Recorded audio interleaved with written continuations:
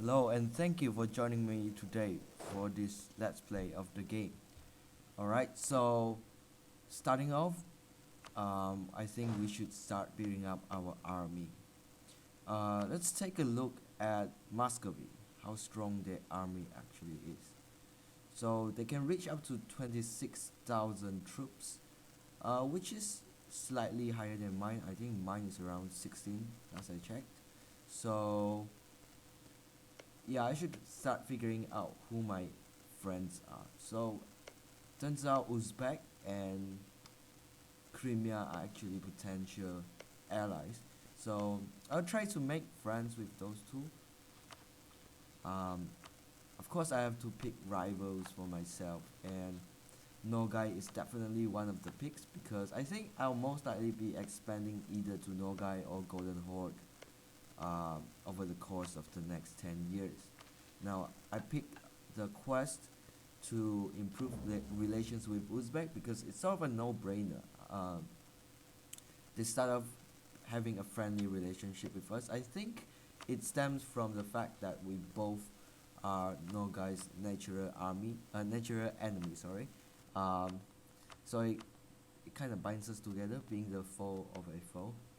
I'm also trying to improve relations with Crimea because I think we can work together to take down Golden Horde. Okay, so I'm just browsing around seeing what's the current situation. Uzbek just sent us a royal marriage request, which is good because they're actually on a quest to bump their relationship towards to 100%. I also reduced the army expenses to 0% because of course we are not at war and we don't need our army to be at full expense to crush any rebel or any sort. Okay, so our air just gained an amazing trait, which is free thinker, which actually reduces the ideal cost by 5%. Our current king, on the other hand, is a bit of a troublemaker. He actually causes us to suffer from a penalty of decreased relations improvement over time, but it's fine. Moving on, it seems like we got an alliance offer from the Timurids, which is something I did not expect, because they were quite far away from where we were. But apparently, setting Nogai as our rival triggered this chain of events, which eventually resulted in me befriending one of the strongest empires in the current time. Okay, so I started planning which provinces I would like to take from Nogai. So it turns out most of them are rich lands with a lot of development points, so I decided to agree to the alliance with Timurids for the prospect of expanding my empire. I also made sure to establish a royal marriage with these guys so they won't think about breaking the alliance with us. Now we immediately get an insult from Golden Horde. I think they don't like that they are not getting the attention they wanted, so they are just kind of being a troublemaker right now. I made sure to secure a royal marriage with Crimea though, because either way I don't want Golden Horde messing up my plan anytime soon. Alright, so since I got embargoed by Muscovy, I decided to check out how much damage they are doing to my current trade, and I realized one thing, which is that one of my merchants are actually idling for some reason, taking a vacation in the eastern Siberia or some shit like that. So I sent him to collect trade, and it actually ended up increasing my trade income. So here am I trying to analyze the difference in income I will get from embargoing Muscovy. So I did get a 0.07 jump in income, but it wasn't as much as I expected because I wasn't actually dealing that much damage to the trading economy of Muscovy. Right, so everything seems to be going fine, and I just looked around Timurids, um, checking around the situation of the world, and gosh, is the map beautiful.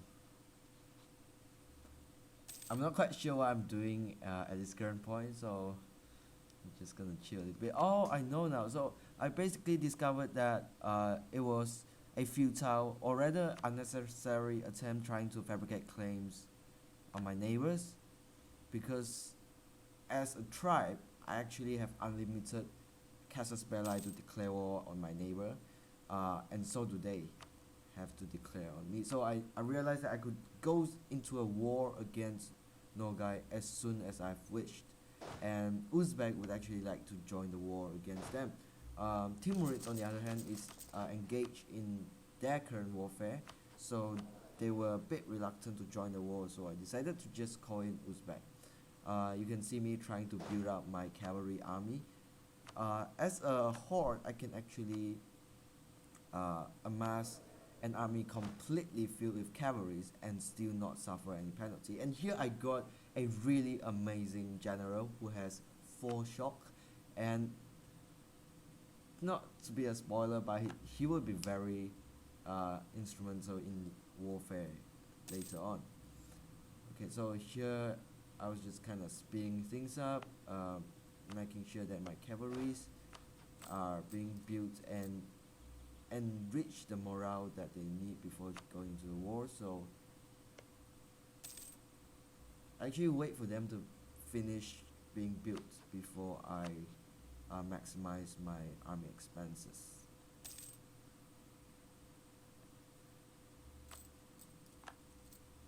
There we go, maximizing army expenses and getting ready for an impending warfare.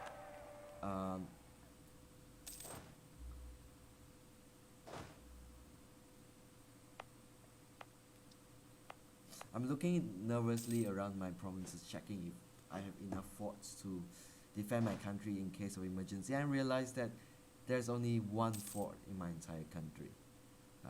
So I should probably start building more in the next session. And there we go, Crimea finally getting convinced that an alliance with us is strategic and beneficial to both of us. Alright, so with that set in place, I'm pretty much ready to become a war machine. You can see me anxiously trying to declare war, giving a last check on Muscovy, just to see what they are currently occupied with. And it turns out they picked the quest to secure Western Siberia, which basically means going to war with us. It's not good, so I have to finish this war, get out as soon as possible, and then prepare for a defensive battle against Muscovy. So I just selected a random province. It turns out I only suffer 75% aggressive expansion if I make use of the tribal warfare. So that's something which is beautifully set in place for us. We don't really have to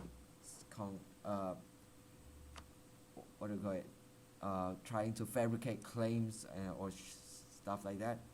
Just plain and simple warfare. So unfortunately, I joined this war when it was in winter time, so I kind of suffer from a great deal of attrition. It's actually 5% attrition, crushing amount of attrition.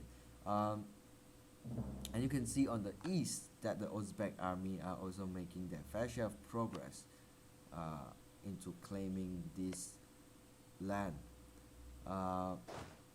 Now I was actually searching for forts to siege down in the country, but I realized very soon, as I started clicking on all the provinces, that Nogai also doesn't have a single fort in their country, which was very convenient for us. As you can see, the war score ticking up on the bottom right corner, which normally won't happen if my rival had a fort, because you need to occupy a fort before you get war score.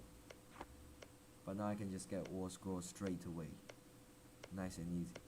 So you can see me clicking around all the provinces, trying to make sure I didn't miss any fort, and I did not. So I was pretty much ready to take down their capital. There was a bit of a problem though, because um, we had to engage in the fight, and this is where our amazing general came in. You can look at that. 4 extra shock damage to the opponent, and that pretty much set the day for this battle. I guess this is the one and only battle between me and Nogai. The rest are being cleaned up by Uzbek, so that's very nice. Now what follows is basically me laying siege to the entire country. It's being totally unstoppable, running over lands, which is very nice.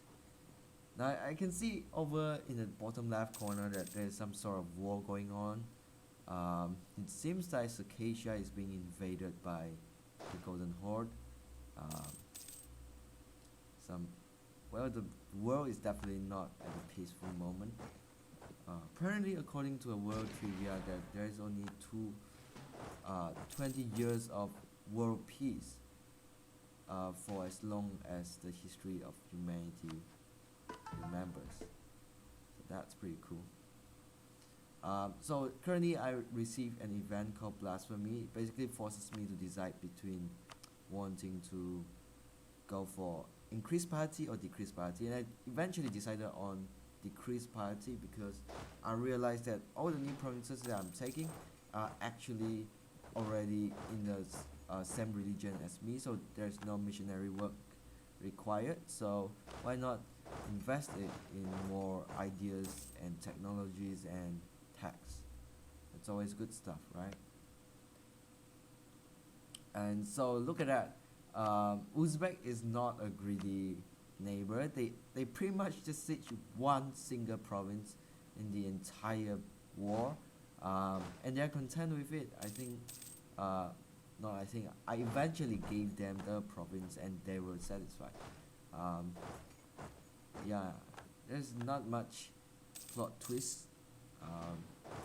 Now that the entire Nogai army has collapsed under the joint coalition of Kazan and Uzbek. So they are beginning to send off peace offers, but of course I wouldn't bother myself with such desperate attempts to gain whatever honor they have. Instead, I'm just gonna siege down 100% and take them down. Here I was trying to figure out how the score rating actually works. It's apparently the total development cost divided by the technology cost. So Ming, even though has the largest development cost of any country in the world, they'll eventually fall behind in the list because their development cost would be so high due to their stagnant technology. Alright, so I'm carving out new lands from Nogai and pretty much trying my hands on how much lands, like how big are the lands I'm gonna get if I click a certain way, and I think I'm content with the way the borders are shaped in this one. I kind of split Nogai into 2, so that's a lot of headache for them, and I don't forget to cede one province to Uzbek because that will make them a lot happier. So that's great. I also took some ducats from this, and here is our battle summary, and apparently we actually lost more armies compared to Nogai, pretty much due to attrition or something of that sort. Anyways, that pretty much rounds up our very first episode. I was very glad with how quickly we expanded, so I think I'll go a little bit more aggressive in the next session and see how things turn out. Anyways, thanks for watching and see you in the next episode.